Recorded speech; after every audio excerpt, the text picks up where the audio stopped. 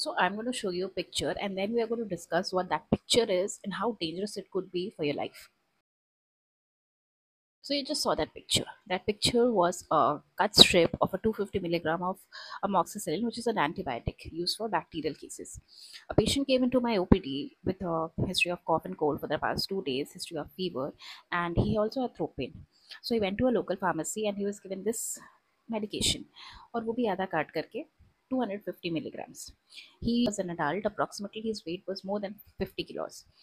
Why this is dangerous? First of all, because antibiotics are given for as per weight, and 250 milligrams of amoxicillin is mostly used in pediatric age group or patients whose weight is less than 35. His age was more than 19 years, and obviously he weighed more than 50 kilos of. So that was an underdosage of the antibiotic. Second, when I ask patient why did you take over the counter antibiotic course, their first answer is, madam मुझे viral हुआ था and that's why I took the antibiotic. Virus, bacteria, fungus, they are three different group of organism.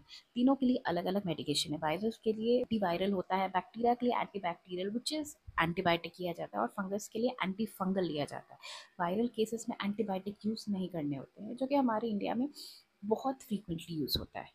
So I, as a doctor, as a surgeon, always suggest give your body some time, at least 3 to 4 days का, for it to recover on its own. Because if it's viral, you just treat it symptomatically. खुद से ठीक हो गया, you don't need to take antibiotics as well. नहीं ठीक हुआ है, so please avoid taking it over the counter. Go to a physician with a degree who can give you antibiotic and knows what are the pros and cons of that medication and why it is life endangering. I'll let you know in part 2.